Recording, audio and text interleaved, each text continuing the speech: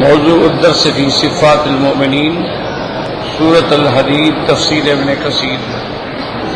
الحمد لله رب العالمين والصلاة والسلام على أشرف الأنبياء وسيد المرسلين سيدنا محمد وعلى آله وأصحابه أجمعين. اللهم صل على سيدنا محمد وعلى آل سيدنا محمد كما صليت على إبراهيم وعلى آل إبراهيم في العالمين إنك حميد مجيد. أعوذ بالله من الشيطان الرجيم. بسم الله الرحمن الرحيم. إن المصدقين والمصدقات وأقرضوا الله قرضا حسنا يضاعف لهم ولهم أجر كريم. والذين آمنوا بالله ورسله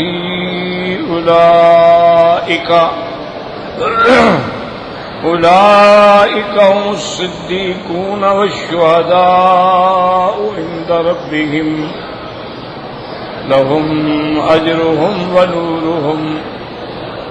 والذين كفروا وكذبوا بآياتنا أولئك أصحاب الجحيم.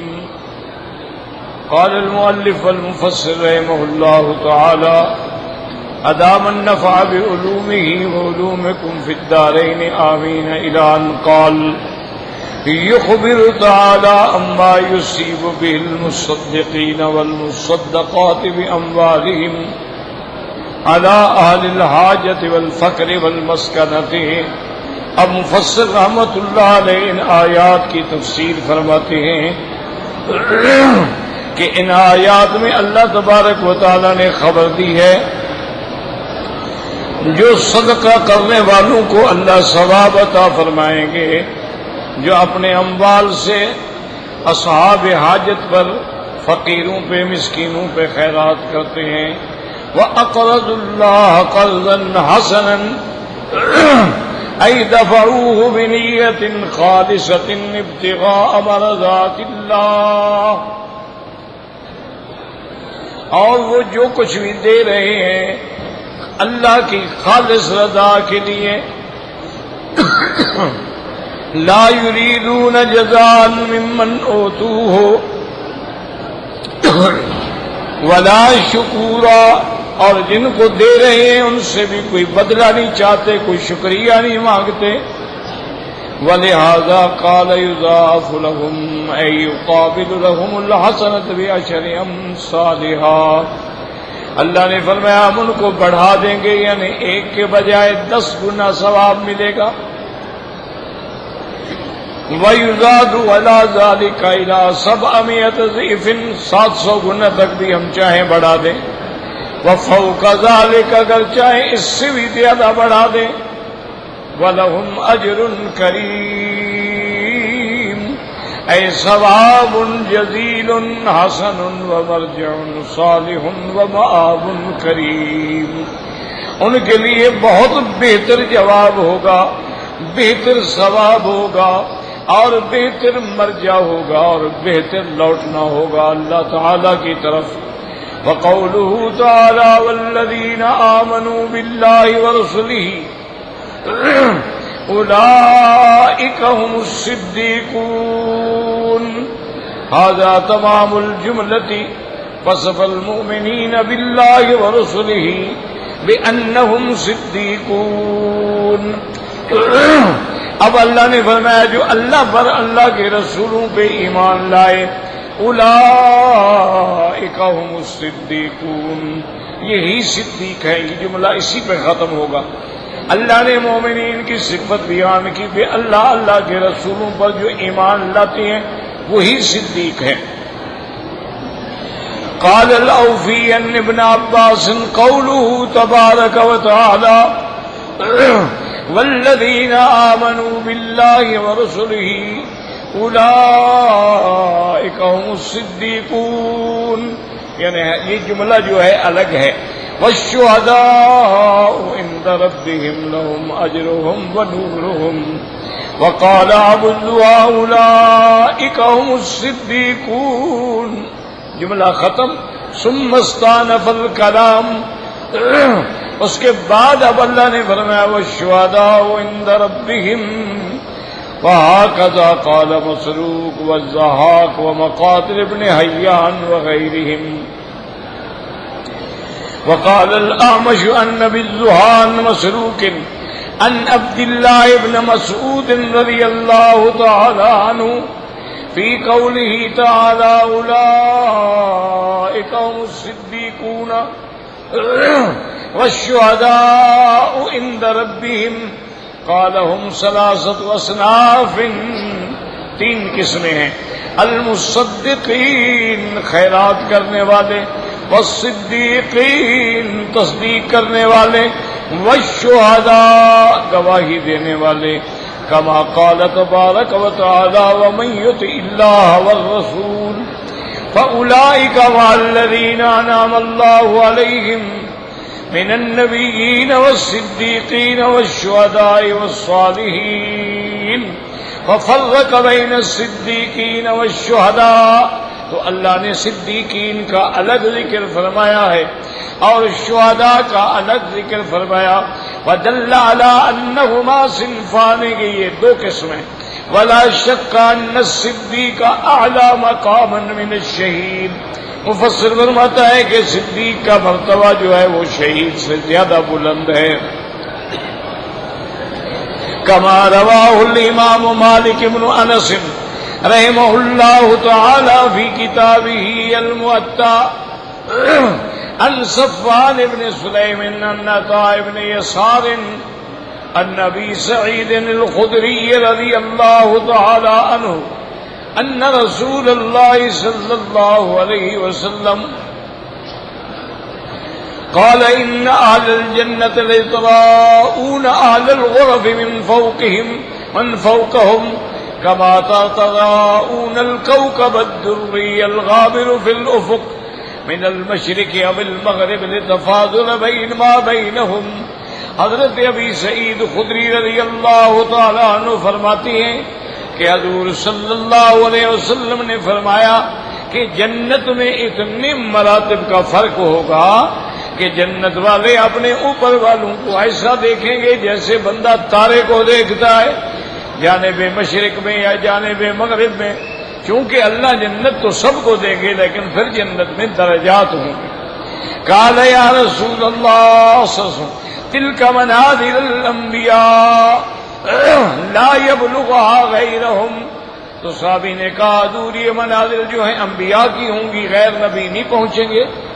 آپ نے فرمایا والذی نفسی بقال بلا والذی نفسی بیدہ رجال آمنوا باللہ وصدقوا المرسلین.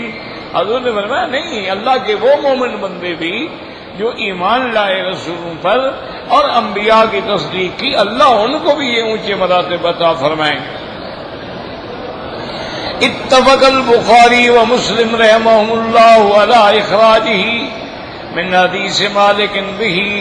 وقال آخرون بل المراد من قوله تعالى أولئك هم الصديقون والشهداء عند ربهم. فأخبر عن المؤمنين بالله ورسله بأنهم صديقون والشهداء کہ وہ تصدیق کرنے والے بھی ہوں گے اور گواہی دینے والے بھی ہوں گے. حقاه ابن جرير عن مجاهد ثم قال ابن جرير حدثني صالح بن حرب ابو معمر قال حدثنا اسماعيل بن يحيى حدثنا ابن عجلان عن زيد بن اسلم عن البراء بن عازب رضی اللہ تعالی عنہ قال سمعت رسول اللہ صلی اللہ علیہ وسلم یقول. وہ فرماتی ہیں کہ میں نے حضور پاک رحمت دو عالم صلی اللہ علیہ وسلم سے سنا. آپ نے فرمایا مومنو امتی شہداء، میری امت کے ایمان والے جو ہیں سب شہداء ہیں. اب مفسر رحمۃ اللہ ثم تلا النبی ثم هذه الآیہ، پھر حضور پاک نے یہ آیت تلاوت فرمائی، والذین آمنوا باللہ ورسلہ اولئک هم الصدیقون والشہداء عند ربهم، هذا حدیث غریب۔ وقال ابو اسحاق عن عمرو بن میمون في قوله تبارك وتعالى والذين آمنوا بالله ورسله أولئك هم الصديقون والشهداء عند ربهم لهم أجرهم ونورهم قال يجيئون يوم القيامة معا كالإصبعين۔ ان نے فرمایا صدیق اور شہداء جو ہے ایسے جو انگلیاں بھی ایسے اکٹھے ہو کے جنت میں آئیں گے۔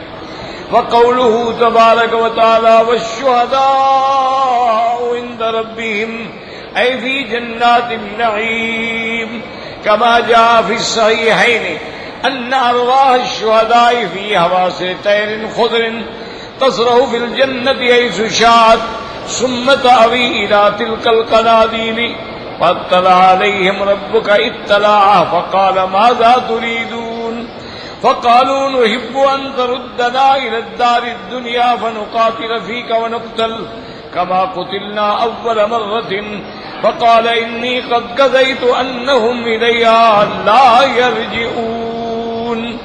اب اس حدیث مبارک میں آتا ہے جو صحیحین میں ہے، یعنی امام بخاری اور امام مسلم نے اس کو نقل کیا ہے کہ اللہ تبارک و تعالی شہداء کے جو ارواح ہیں ان کو اللہ پاک سبز رنگ کے پرندوں کے اندر داخل کر دیں گے۔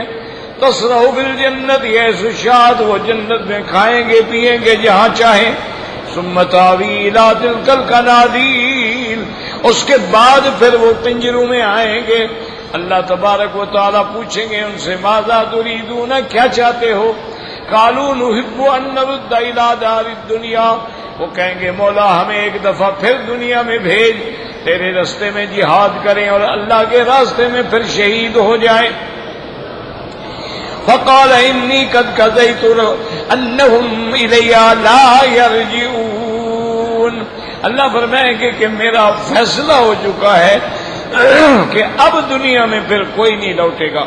وقوله تبارک وتعالی لهم اجرهم ونورهم اي لهم عند الله اجر جليل ونور عظيم يسعى بين ايديهم وهم في ذلك يتفاوتون بحسب ما كانوا في الدار الدنيا من الاعمال۔ ان کے لیے اللہ تعالی کی طرف سے بہت بڑا ثواب بھی ہوگا اور اللہ ان کو نور بھی عطا فرمائیں گے جو ان کے آگے بھی ہوگا دائیں بھی ہوگا، اور اس کے اندر بھی ان کے درجات ہوں گے جیسے دنیا میں ان کے اعمال کے درجات ہیں۔ تو ان آیات مبارکہ میں 3 لوگوں کا اللہ نے ذکر کیا ہے۔ ایک تو وہ ہیں جو اللہ کے راستے میں خیرات کرتے ہیں، لیکن یہ بات یاد رکھیں کہ خیرات کرنا جو ہے یہ اللہ کو بڑا محبوب ہے، لیکن شرط یہ ہے کہ خیرات ہو مال حلال سے ہو، خیرات ہو دل کی خوشی سے ہو، خیرات ہو جبکہ اس چیز کی خود تمہیں حاجت ہے، تمہیں خود بھی ضرورت ہے لیکن تم دوسرے پہ خرچ کر رہے ہو۔ خیرات دینے کے بعد اس کو احسان جتلا کر یا اس کو تکلیف پہنچا کے اپنے اجر کو بھی باطل نہ کیا جائے، تو یہ انفاق جو ہے یہ بہت بڑی عظیم اللہ کی نعمت ہے۔ اور یہ بھی یاد رکھیں کہ اللہ کا وعدہ ہے کہ ما انفقتم من شیء فهو یخلفہ، جو تم اللہ کے راستے میں خرچ کرو گے اللہ اس کا بدلہ دے۔ اسی طرح میرے مدنی پاک نے رحمت دو جہاں نے فرمایا، حضرت بلال رضی اللہ تعالی عنہ کو فرمایا کہ انفق بلالا انفق بلالا، بلال خرچ کرو اللہ کے راستے میں۔ وَلَا تَخْشَىٰ عَلَىٰ ذِي الْعَرْشِ إِكْلَالًا، عرش والے پر تم کیوں خیال کرتے کہ ہمیں بھوکا مار دیں؟ تو ایک تو آیا اللہ کے راستے میں خرچ کرنے والا، اور دوسرا آیا صدیقین، اللہ کے رسولوں پر ایمان لانے والے، تصدیق کرنے والے۔ بھائی بیٹھ جاؤ، اللہ کے بندے، ایک بعد میں آتے ہو، پھر لوگوں کی گردنیں پھلانگ کے آگے آتے ہو۔ انا للہ و انا الیہ راجعون۔ جو بعد میں آئے جہاں جگہ ملے پھر بیٹھ جائیں، یہ تو نہیں جو پہلے بیٹھے ان کے اوپر سے گزرے۔ لا حول ولا قوت الا باللہ العلی العظیم۔ تو بہرحال سمجھ لیں، یہ تو ہے صدیقین، وہ ہیں جو اللہ کے رسول اور ان کے جمیع احکام کی تصدیق کرنے والے ہیں۔ اچھا، اسی طرح جیسے خیرات کرنے والوں میں بھی درجات ہیں، تو تصدیق والوں میں بھی درجات ہیں۔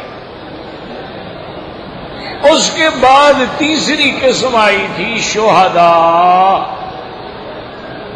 اور میں نے عرض کر دیا تھا کہ شہداء میں دو ترجمے ہیں۔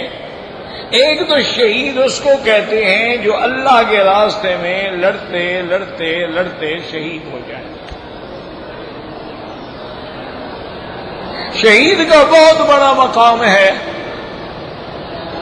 اسی لیے سیدنا امیر المؤمنین حضرت عمر ثانی الخلفاء وزیر النبی المصطفیٰ رضی اللہ تعالی عنہ وارضاہ ہمیشہ دعا مانگتے تھے کہ اللہم اجعل موتی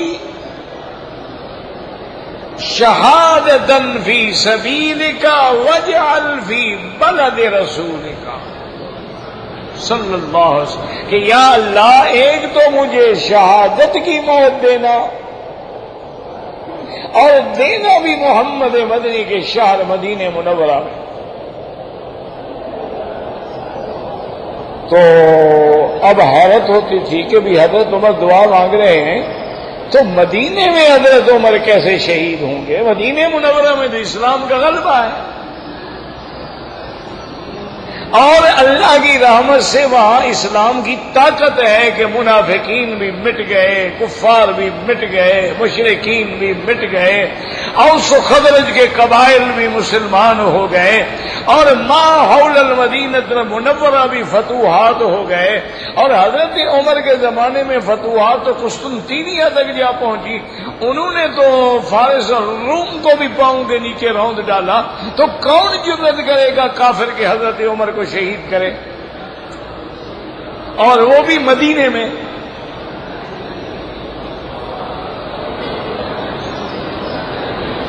لیکن حضرت عمر رضی اللہ تعالیٰ عنہ کی دعا تھی، اللہ کی شان ہے۔ ایک مجوسی تھا، غلام تھا صحابی کا،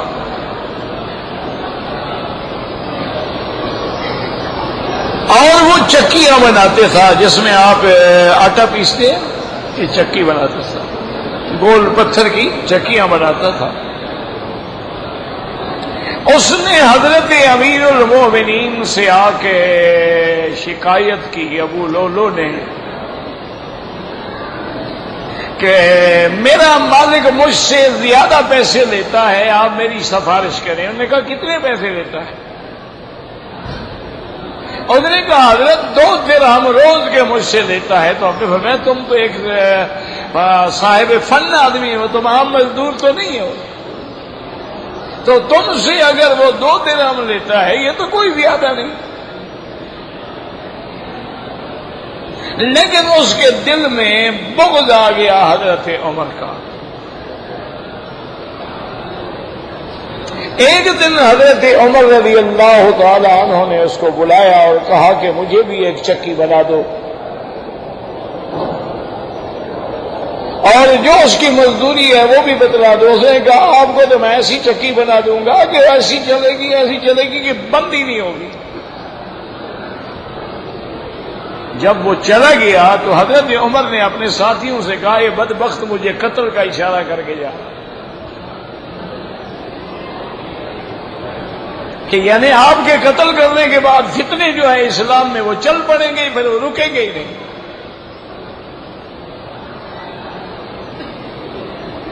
تو بہرحال حضرت عمر رضی اللہ تعالی عنہ کی دعا ایسے منظور ہوئی کہ آپ صرف مدینے میں نہیں، مسجد نبوی میں ہیں اور محراب نبی کے پاس کھڑے ہیں، صفیں درست کر رہے ہیں، اور اسی عالم میں وہ بدبخت صف میں چھپا ہوا تھا۔ اس کے بعد 2 دھارا خنجر تھا، یعنی ادھر بھی رکتا ادھر بھی رکتا، اور اس کو اس نے زہر میں کئی دن بجھا کے رکھا تھا۔ اس کا یہ ہوتا ہے کہ زہر والا خنجر لگ جائے، اگر خنجر نہ لگے زہر بھی تھوڑی اندر چلی جائے بندہ مر جاتا ہے۔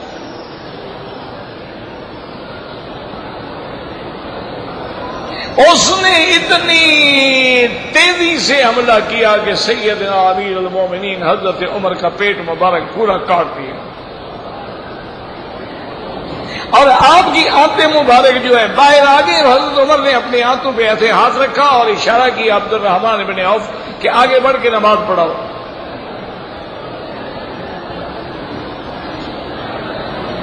صحابہ فرماتے ہیں ہمیں پتہ ہی نہیں چلا کہ اتنا بڑا واقعہ ہو گیا ہے، صرف ہم نے نماز میں امام کی آواز بدلی ہوئی محسوس کی کہ یہ آواز عمر کی تو نہیں ہے۔ اور سیدنا عمر رضی اللہ تعالی عنہ نے سب سے پہلے یہ پوچھا کہ میرا قاتل کون ہے؟ انہوں نے کہا ابو لولو ہے۔ فرمایا الحمدللہ، شکر ہے کہ مجھے کافر نے مارا ہے، میں کسی مسلمان کے ہاتھ سے نہیں بنا۔ کیوں؟ اصل شہید تو وہی ہوتا ہے، یہ تھوڑا مسلمان کو مار دے یہ بھی شہید ہے۔ یہ کون سا شہید ہے بھائی؟ ہاں جو مظلوم ہے وہ الگ بات ہے کہ وہ شہید ہو۔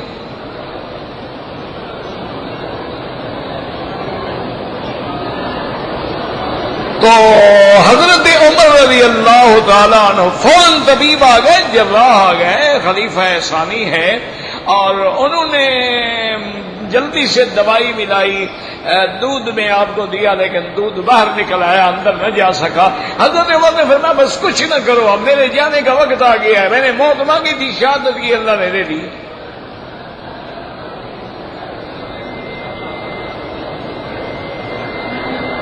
اب ان باتوں کو چھوڑ دو، اب مسئلہ حضور کے دین کے بچانے کا ہے۔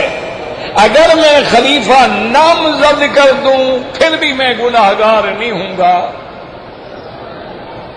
کہ حضرت ابو بکر نے مجھے نامزد کر دیا تھا، تو سنت ابو بکر ہو جائے گی۔ لیکن میں نامزد نہیں کرتا، میں 6 آدمیوں کی کمیٹی بناتا ہوں، مشورہ کرنے اور اہل مدینہ سے رائے لینے، لیکن میرے بیٹے کو نہیں بنانا ہے۔ میرا بیٹا کمیٹی میں تو ہوگا لیکن وہ خلیفہ نہیں بنے گا۔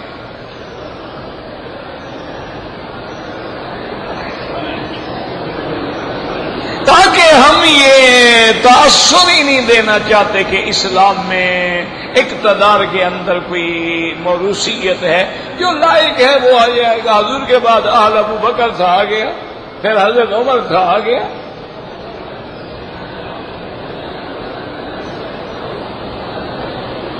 اور اس کے فوراً بعد اپنے بیٹے سے فرمایا عبداللہ سے کہ فاذهب الی عائشہ، تم جلدی کرو اور بی بی عائشہ کے دروازے پہ جاؤ اور ان کو جا کے میرا سلام کہو،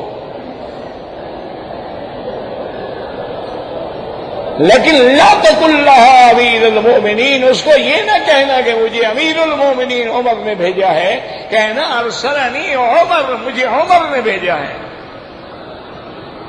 یہ میرا ذاتی مسئلہ ہے، اور میں اب امیر المؤمنین بھی نہیں ہوں۔ تو بی بی سے عرض کریں کہ حضور کے روضہ مبارک میں قبر کی جگہ ہے، اگر آپ عنایت کر دیں، مہربانی کر دیں تو میں اس میں دفن ہو جاؤں، کیونکہ وہ حجرہ بی بی عائشہ کا ہے نا، ان کی اجازت کے بغیر دفن نہیں ہو سکتا۔ اسی سے علماء نے مسئلہ نکالا ہے کہ سرکاری زمینوں پہ قبضہ کر لینا یا کسی غیر کی زمین پہ قبضہ کر کے قبرستان بنا دینا ناجائز۔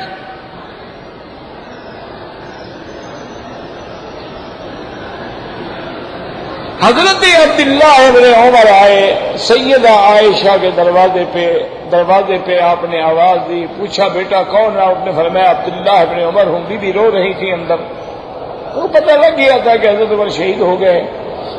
فرمایا کیا بات ہے؟ انہوں نے کہا مجھے عمر نے بھیجا ہے، وہ آپ سے درخواست کرتے ہیں کہ اگر روضہ مبارک میں دفن ہونے کی اجازت دے دیں۔ انہوں نے کہا بیٹا وہ جگہ تو حقیقتاً میں نے اپنے لیے رکھی تھی کہ ایک حضور ہوں گے، ایک میرا ابا ہوگا، ایک میری قبر ہو جائے گی، لیکن عمر نے مانگی ہے تو مجھ سے عمر زیادہ حقدار ہے، میں اللہ کے نبی کے وزیروں کو جدا نہیں کرنا چاہتا،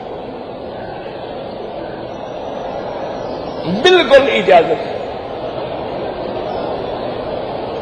اب عبداللہ ابن عمر آئے تو حضرت عمر بالکل دروازے کی طرف دیکھ رہے تھے کہ کیا بی بی فیصلہ کرتی ہے۔ آتے انہوں نے کہا کہ اب شریعہ ابھی ابا مبارک ہو، امہات المومنین نے اجازت دے دی ہے۔ اور میں عبداللہ سنو، جب میرا جنازہ تیار ہو جائے میرا جنازہ اٹھا کے بی بی کے دروازے پہ لے جانا، پھر اجازت مانگنا۔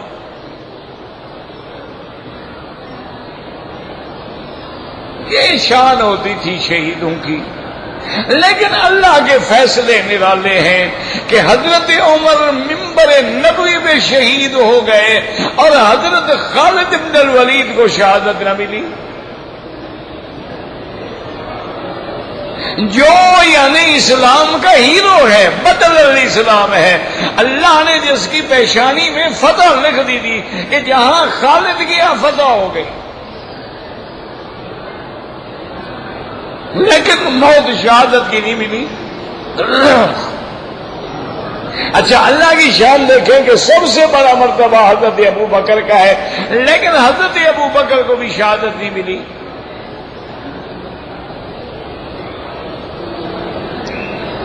اسی لیے پہلے دور میں ایک پادری نے ہمارے ایک عالم پر اعتراض کیا کہ آپ کہتے ہیں اللہ آپ کا عادل ہے، عدل فرماتا ہے، ظلم سے منزہ ہے، اور ادھر آپ کہتے ہیں ابو بکر افضل ہے، لیکن ان کو تو شہادت نہیں ملی۔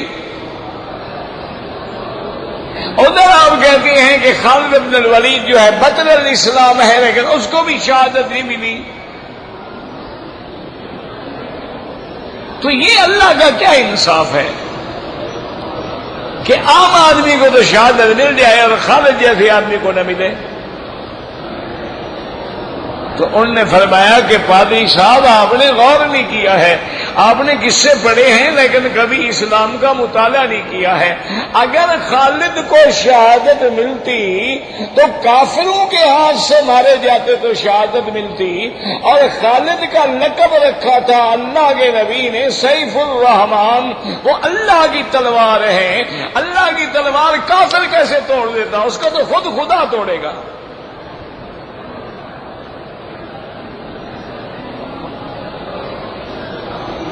باقی انہوں نے کہا تم کہتے ہو حضرت ابو بکر کو شہادت نہیں ملی، وہ تو تصویر ہے محمد مصطفیٰ کی۔ حضرت محمد کا بھی نواسے شہید ہوئے ہیں حضرت حسین، اور ابو بکر کا بھی نواسا شہید ہوا عبداللہ ابن زبیر۔ نہ حضور کو شہادت ملی نہ ابو بکر کو ملی۔ اور دوسرا حضور نے فرما دیا تھا کہ اگر کوئی زہر خورانی سے مارا جائے تو وہ بھی شہید ہوتا ہے۔ اللہ کے نبی پہ بھی آخری وقت میں زہر نے اثر کیا۔ آپ نے فرمایا کہ عائشہ ہذا وقت انقطاع اوان انقطاع ابہری، یہ میری آنتیں اندر سے کٹ رہی ہیں، من السم الذی اکلت بخیبر، وہ زہر کا نوالا جو میں نے خیبر میں کھایا تھا آج اللہ نے اس کا اثر ظاہر کر دیا ہے، تاکہ حضور جو ہیں نبوت کے ساتھ مرتبہ شہادت بھی پا جائیں، تاکہ کوئی بعد میں حضور کی زندگی پہ اعتراض ہی نہ کر سکے۔ اور حضرت ابو بکر کو بھی سانپ نے کاٹا تو زہر نے اثر کیا۔ تو یہ اللہ کے فیصلے ہیں، اللہ کا نظام ہے۔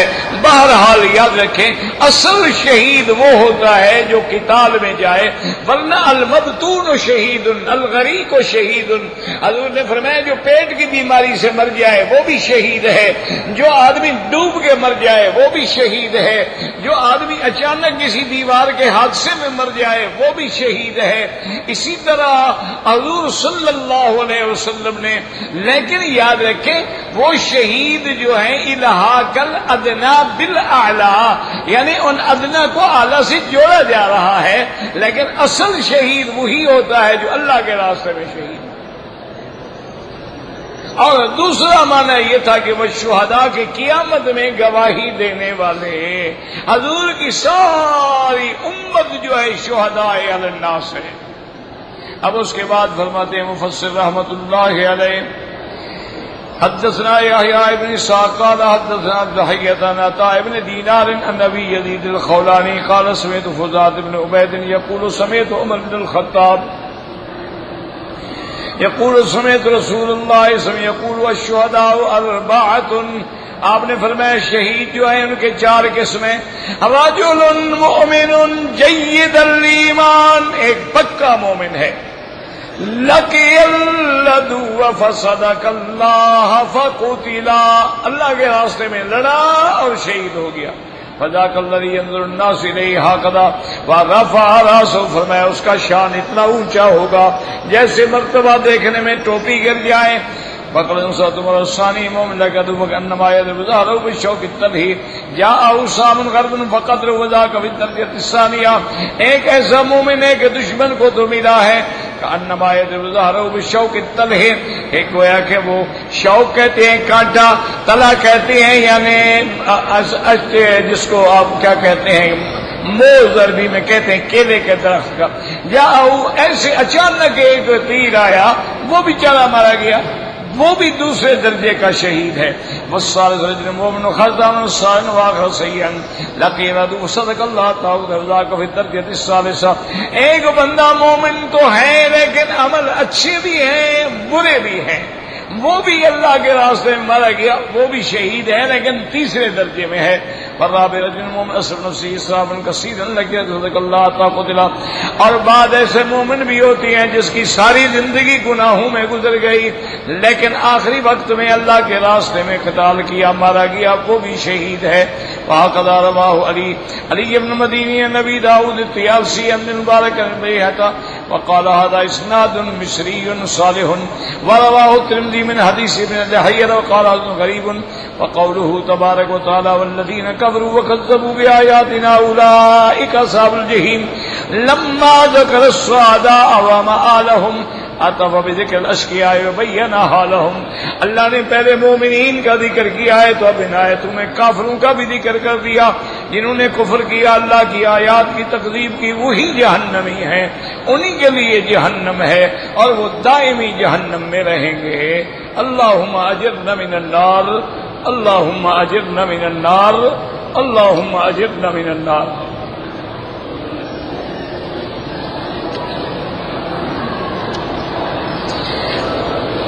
کہتے جی کہ اگر حضور صلی اللہ علیہ وسلم کے روضہ مبارک پر مواجہہ مبارکہ میں کھڑے ہو کے جب مومن سلام پڑھتے ہیں الصلاۃ والسلام علیک یا رسول اللہ، حضور سنتے ہیں، بالکل سنتے ہیں اور جواب بھی دیتے ہیں۔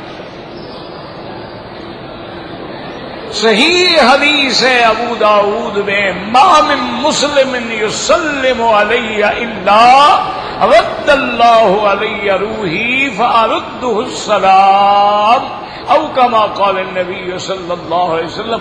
حضور نے، اور دوسری حدیث ہے حضور نے فرمایا کہ جو درود شریف تم دور سے پڑھتے ہو اللہ فرشتوں کے ذریعے مجھے پہنچاتے ہیں، لیکن جب میرے سامنے روضے پہ کھڑے ہوتے ہو تو میں سنتا بھی ہوں اور اس کا جواب بھی دیتا ہوں، کیونکہ یاد رکھو کہ تمام انبیاء اپنے قبروں میں زندہ ہیں ان کی حیات کا منکر دنیا میں صرف ایک فرقہ کرامیہ ہے جو انبیاء کی حیات کا انکار کرتا ہے.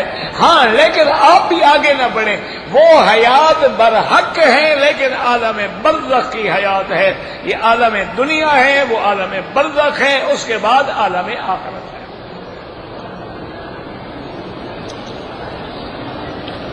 کہتے ہیں جی کہ میرا ایک ساتھی نے حج بھی کیا، 4 عمرے بھی کیے، لیکن صفا مروہ جب بھی دوڑا مروہ سے شروع کیا. ماشاءاللہ پوچھا کسی دینی جاہل نے،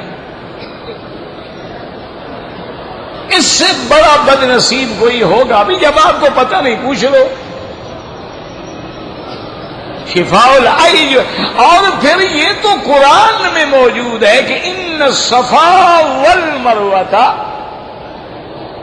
اللہ نے صفا کا ذکر پہلے کیا، مروہ کا ذکر بعد میں کیا. اسی طرح جب آمنہ کے لال رحمت دو جہاں تشریف لے جا رہے تھے صفا دوڑنے کے لیے، جب آپ نے آہستہ آہستہ پہاڑی چڑھی تو آپ نے فرمایا ابدأ کما بدأ بہ اللہ، میں بھی وہیں سے شروع کر رہا ہوں جس سے اللہ نے شروع کیا. ان الصفا والمروہ من شعائر اللہ. وہ جناب آپ کی صفا نہیں ہوئی، اس لیے آپ جو ہے 4 عمروں میں غلطی کی ہے تو 4 بکریاں دم ادا کریں.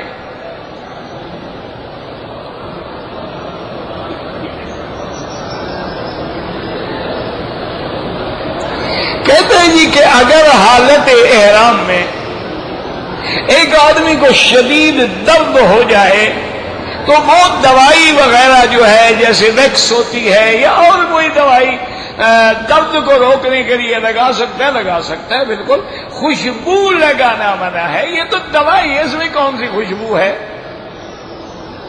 حالت احرام میں خوشبو نہ لگائی جائے. اب یہ تو نہیں کہ وہ مر جائے دوائی بھی نہ لگائے.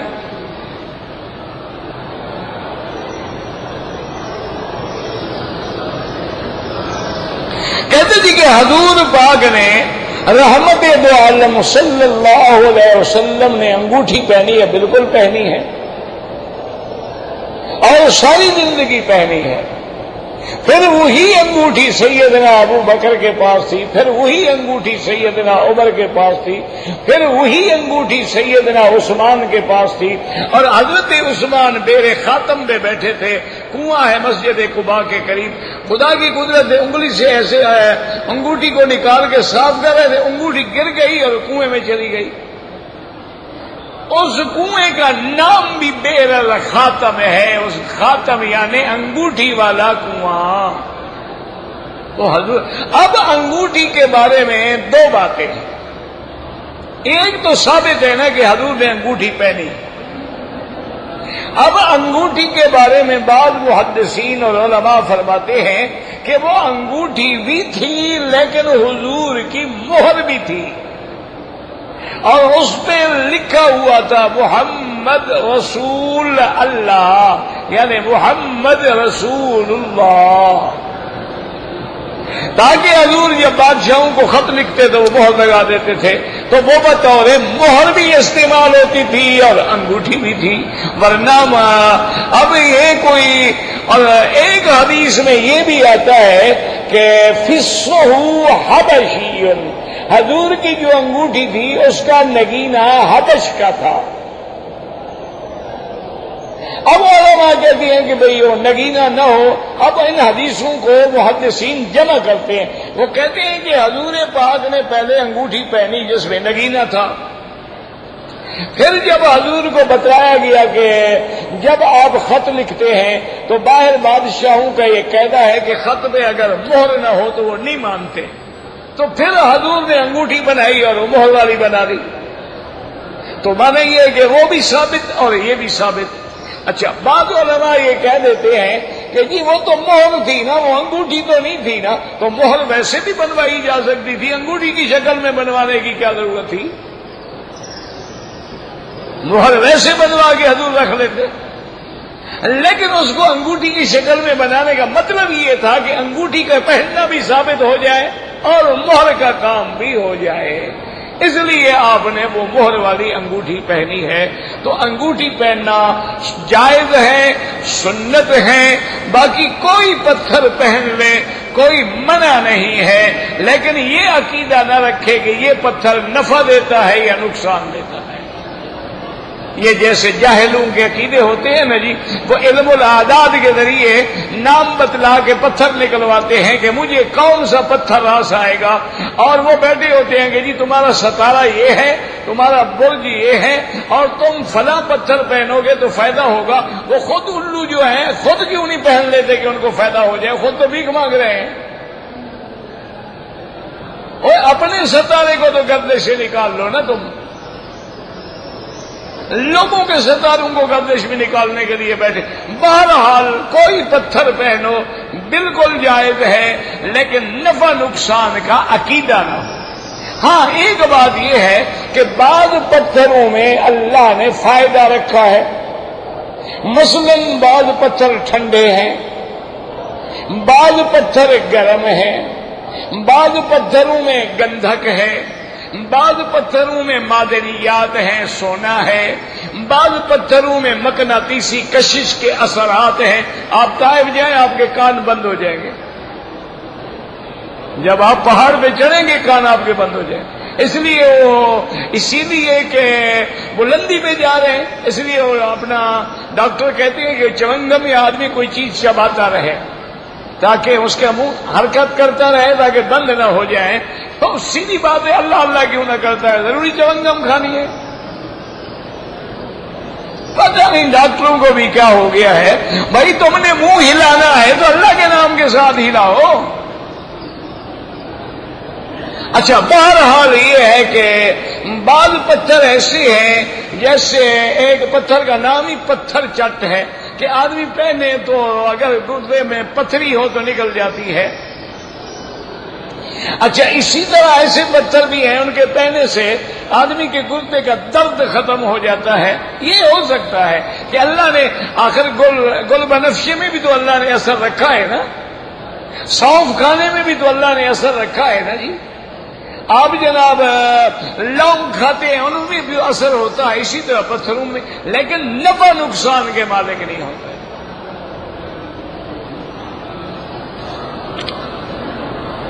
میں نے حج کیا، دوسرے آدمی کو کنکریاں دے دی، اس نے بھی نہیں ماری، ماشاء اچھا کیا اس نے۔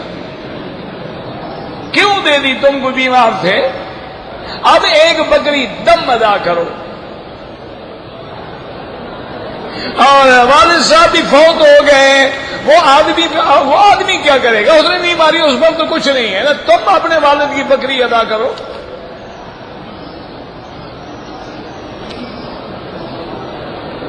کہتے ہیں کہ رمضان المبارک کی تراویح جو ہے وہ با جماعت حضور پاک سے ثابت ہے، معنی یہ ہے کہ 1400 سال سے حضور کی امت غلطی کر رہی ہے۔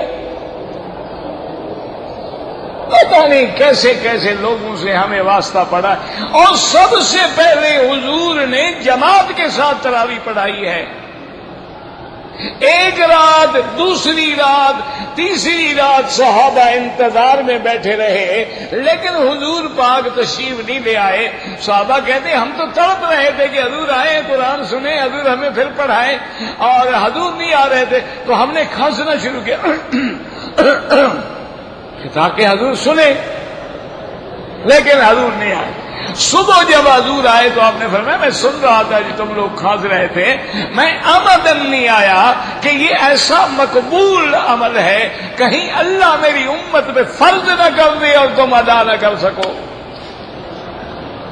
تو حضور کا جماعت سے پڑھنا ثابت ہے۔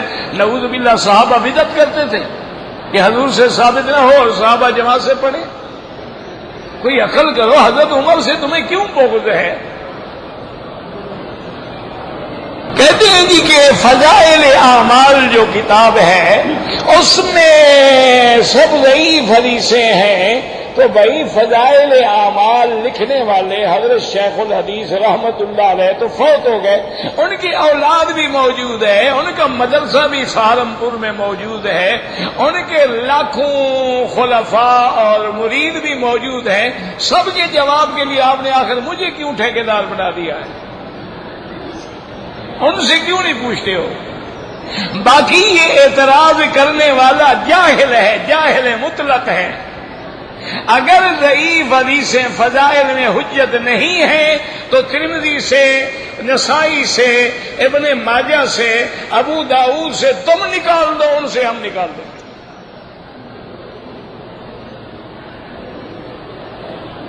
اور پھر اس میں جو حدیثیں ہیں وہ نقل کی گئی ہیں یا انہوں نے خود بنائی ہیں، تو جس کتاب سے نقل کی گئی اس کتاب والے کو پکڑو۔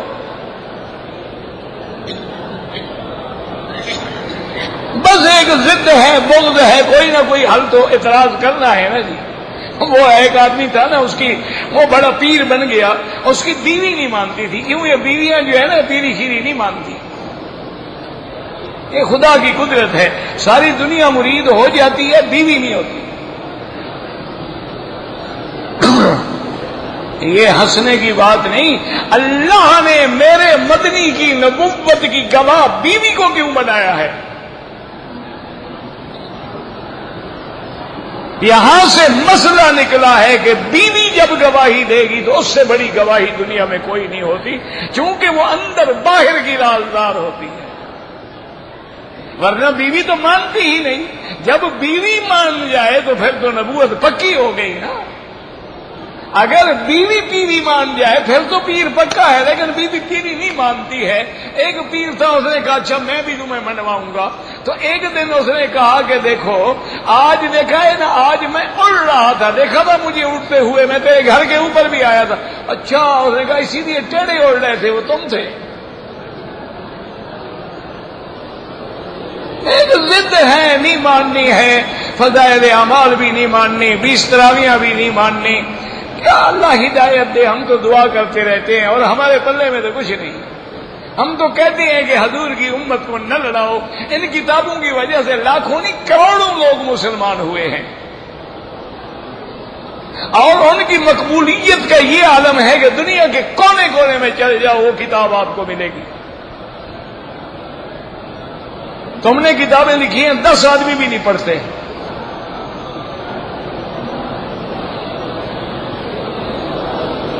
کہتے جی کہ اللہ کے راستے میں یہ جو 4 مہینے یا 4 دن کے لیے نکالتے ہیں یہ بڑی بدعت ہے، جو 2 سال کے لیے نکلے ہوئے ہیں یہ کون سی سنت ہے؟ ان کو تو کبھی تم نے نہیں کہا کہ 2 سال کے اقامے کے ویزے پہ آ گئے ہو، تمہاری بیوی بچے کا کیا ہوگا؟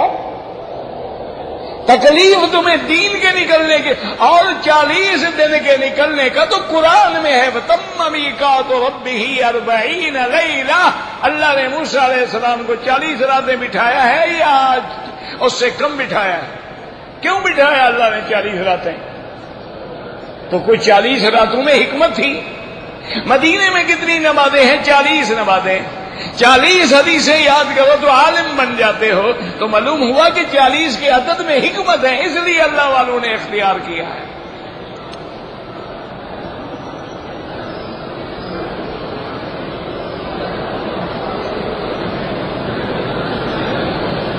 کہتے جی کہ میرے گاؤں میں پیروں کی پتہ نہیں کیا ہے، مرید جاتے ہیں زمزم لے جاتے ہیں پیر کے لیے، تو ٹھیک ہے کیوں نہ لے جائیں بھائی، لے جائیں اور دعا کریں، اللہ پیر کو بھی آپ کو بھی ہدایت دے۔ اگر ہم حضور پاک سے کہہ سکتے ہیں کہ آپ اللہ سے مجھے اولاد دے دیں، بالکل نہیں۔ اللہ نے کہا مجھ سے مانگو، یہ تو نہیں کہا کہ وہاں جا کے کہو اور پھر مانگو۔ اللہ نے کہا ادعونی، براہ راست مجھ سے مانگو، استجب لکم، میں تمہاری دعا سنوں گا۔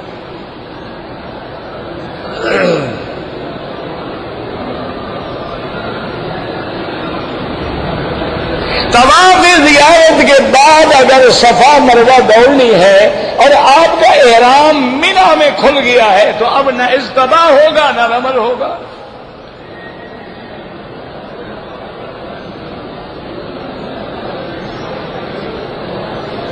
اور یار طواف زیارت ہر آدمی کپڑے پہن کے کرتا ہے، ہو جائے گا کیا مانا؟ احرام ہم نے قربانی کی، سر مڈایا، کھول دیا، کپڑے پہن کے آئیں گے نا طواف زیارت کرنے کے لیے۔ کہتے جی کہ عصر کی 4 سنتیں جو ہیں بالکل پڑھا کریں، نہ پڑھیں تو گناہ کوئی نہیں۔ اللہ عالم عائش زندگی کا معنی میں آتا ہے، لیکن جب نام رکھ دیا جائے پھر ترجمہ نہیں کیا جاتا۔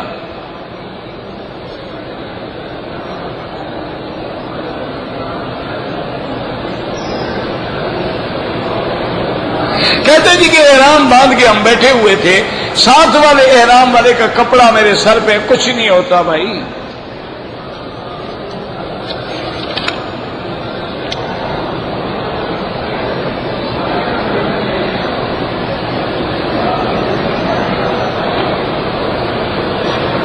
ہم مدینہ منورہ چلے گئے، واپسی پر ہم نے عمرے کی نیت نہیں کی ہے، پھر مسجد عائشہ سے جا کے ہم نے احرام باندھا۔ اب آپ پر ایک دم پڑ گئی کہ آپ کا معنی عمرہ تو آپ نے کرنا تھا، ورنہ مسجد عائشہ سے کیوں کیا؟ اس لیے آپ ایک بکری بطور دم ادا کریں۔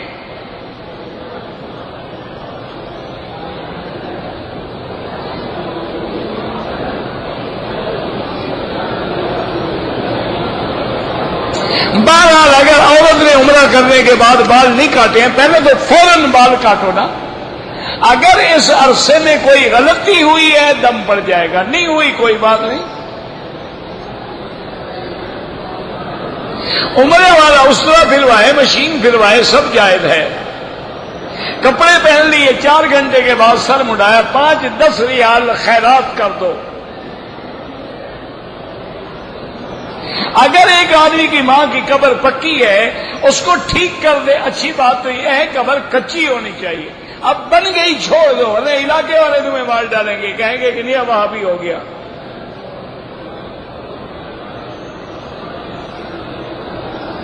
کہتے جی کہ جب آپ آتے ہیں سلام نہیں فرماتے، اللہ عالم آپ نہیں سنتے ہوں گے، میں تو جناب عرض کرتا ہوں، اب سب کے کانوں میں تو نہیں پہنچا سکتا۔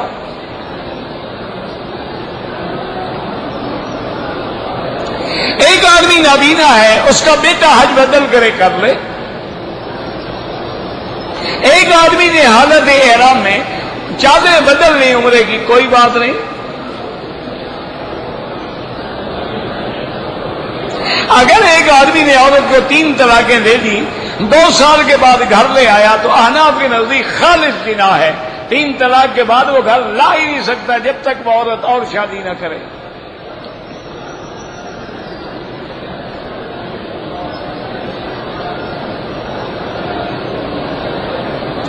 بہرحال آنے سے پہلے آپ کے سسر فوت ہو گئے تھے تو آپ کو ساس کو نہیں لانا چاہیے تھا، وہ عدت گزارتی گھر میں بیٹھ کے۔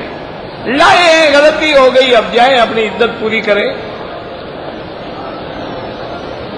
اگر حرم میں ہم نماز پڑھ رہے ہیں، نظر سجدے والی جگہ پہ رکھو۔ اگر شوہر کا انتقال ہو گیا ہے، ابھی کاغذات بن رہے ہیں، 2-4 دن لگ جائیں گے، آپ حرم آ سکتی ہیں، کوئی بات نہیں، لیکن زینت نہ ہو، لباس نہ ہو، سرما وغیرہ کچھ نہ ہو۔ اصل یہ ہے کہ جو نمازیں چھوٹ گئیں توبہ کرو، اللہ کا حق ہے، اللہ معاف کر دیں، اور ہمت یہ کرو کہ نفل کے بجائے وہ قضا نمازیں پڑھتے رہو۔ غائبانہ نماز جنازہ جو ہے احناف کے نزدیک جائز نہیں ہے، حنابلہ اور شوافے کے نزدیک جائز ہے۔ لاؤڈ اسپیکر کی آواز کم ہے، وہ جان کے کم کرتے ہیں، میں کیا کروں؟ وہ سبق پڑھ کے آتے ہیں کہ حق کی آواز نہیں پہنچانے دینی،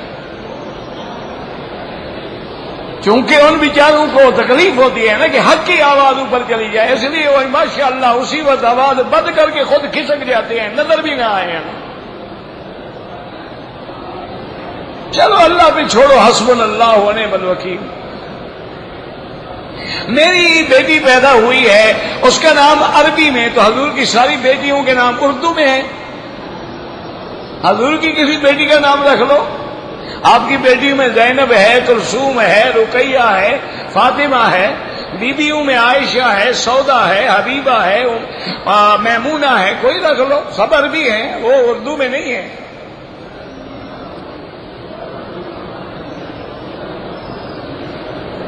میرا مدینے میں خیرات کرنے کا ارادہ تھا، کچھ عورتیں مانگ رہی تھی، میں نے دے دیا، چلو ہو گیا، اللہ۔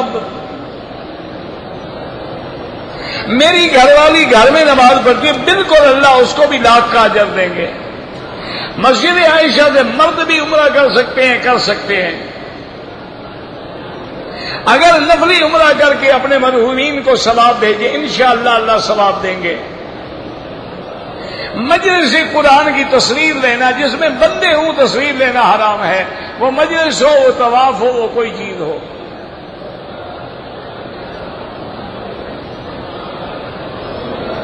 بہرحال حضرت آدم علیہ السلام سے جو غلطی ہوئی ہے وہ دعا قرآن میں موجود ہے، ربنا ظلمنا انفسنا ان لم تغفر لنا وترحمنا، یہ قرآن میں موجود ہے۔